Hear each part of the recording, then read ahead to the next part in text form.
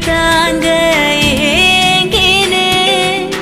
அடுத்த கணமே குழந்தையாக என்றும் இருக்க வேண்டினே தோளிலாடும் சேலை தொட்டில்தான் பாதி வேளை சுவர் மீது கிறுக்கிடும் போது ரவிவர்மன் நீ இசையாக